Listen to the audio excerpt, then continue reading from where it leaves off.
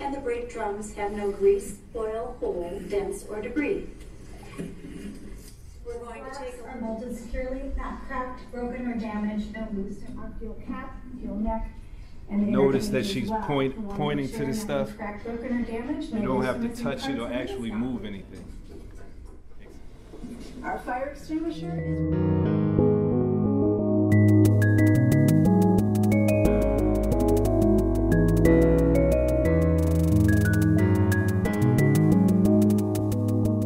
Welcome to the Real News Network.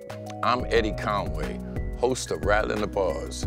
We are talking today with Christopher Urban, District 5 City Council candidate for Baltimore City. Thanks for joining me. Tell me, what are some of the main issues affecting your district, and how do you envision helping people resolve some of them? Well, thank you for having me. The issues in the district are varied depending on where you are in the district. But some of the main issues that stand out right now are related to economic development and economics in general, people's income, disparity in employment, and economic potential. And so that's why we do the training that we do up here. I'm training people who have experienced incarceration to get their commercial driver's license. Your broader district, how do you work with all the different people, lower economic status, higher economic status, different racial mixtures, religious differences?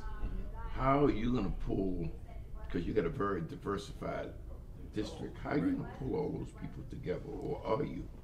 I am, because as different as you stated people are, as many things as we can find different between each other, we all have things in common.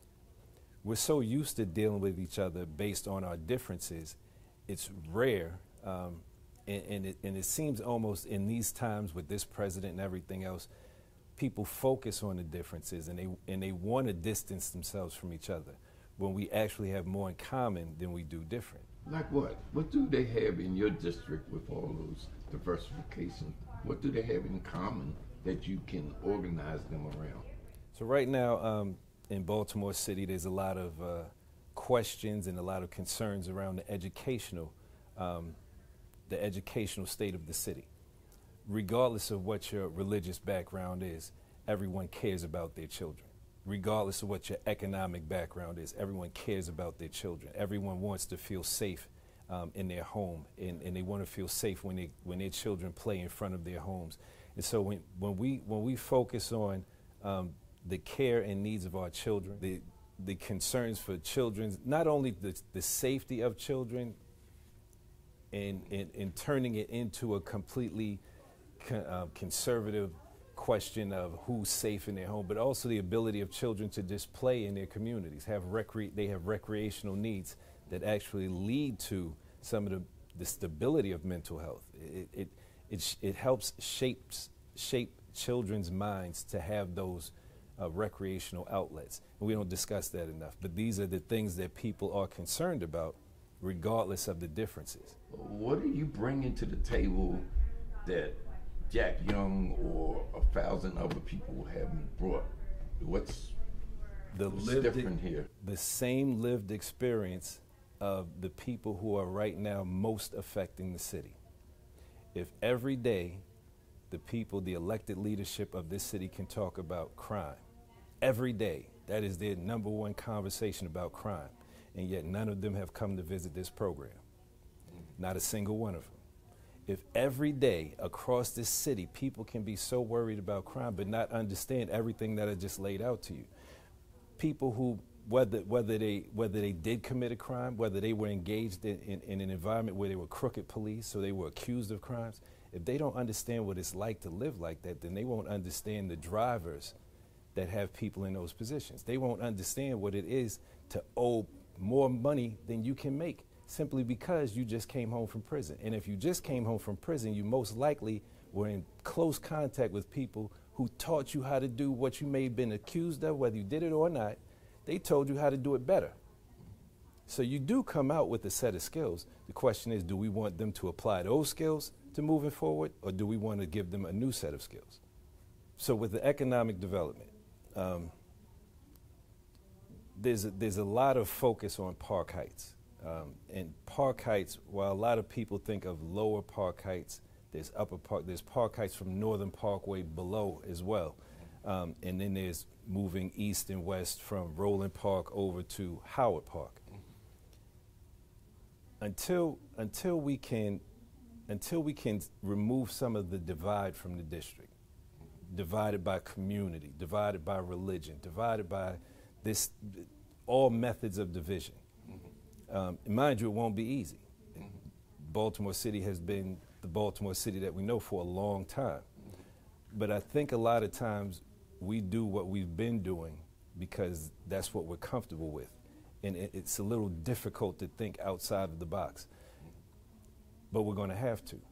If we want to develop all of Park Heights as the master plan discusses, if we want to bring communities together from one side of Northern Parkway or the other, if we want to close the gap economically, which the $15 an hour minimum wage will do, we have to not only be in the community talking about these local issues, we also have to be in Annapolis discussing the statewide issues, or at least be aware of them. Even as a city council person in areas that are not necessarily under your specific purview, you have a bully pulpit. Our city council people, some do, but not enough do, spend enough time with the Baltimore delegation, taking the issues that they should know firsthand because they're in these kind of spaces in close proximity to people, taking these issues to the Baltimore delegation partners and saying these are some of the issues that we need to look at, if not focus on, when we shape legislation in the upcoming session. I don't believe that they should be totally separate entities. They should be working hand in hand, City Council, Baltimore delegation. Show me the money.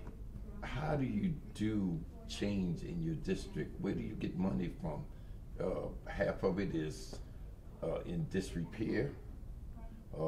Part of it is being prepared to be gentrified. Mm-hmm. Where do you get the money? How do you, are you going to tax the rich? What are you going to do? How are you going to generate the money? So, I don't think any city council person can just generate money. I think that they have to be able to have vision. So, perfect instance. I live in Howard Park. The Ambassador Theater sits in disrepair and has been for years. That's an engine that in a lot of other neighborhoods, you go in different parts of the city where they did the Parkview, the Senator, the Charles Theater, and look at the environment around those various theaters. And when you don't just focus on that single entity and instead look at the corridor, take Eastern Avenue, and you develop a corridor, then you bring money into the community.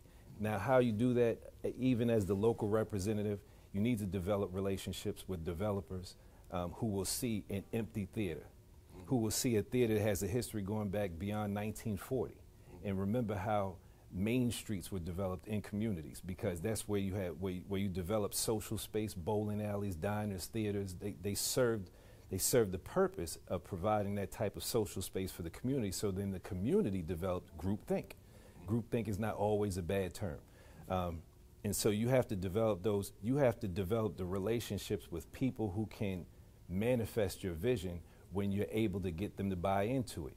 So that's a way of bringing in money, by showing the areas of a district like this that need the development. It's easy to focus on Roland Park because they already have the tax base.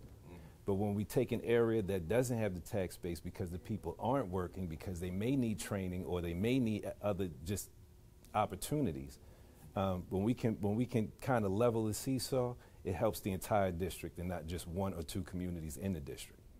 The point you made about Roland Park having a tax base and this community not having a tax base, it's an important part in terms of a Main Street corridor or anything else. You gotta have employment, you gotta have money. How do you propose, I hear the $15 minimum wage thing and that's ideal, but how do you propose to bring jobs to your district? I will not be, I will be very clear, open, and upfront. I'm not bringing jobs to the district. I'm training people to go get the jobs where they are. The trucking industry in particular is one of the most in need of workers industry out there, period. I think nationwide is somewhere around, hold me to it, it starts with the 5, ends with the 0. So it could be 50 or 500,000. And 500 sounds like a lot, but we're talking about nationwide.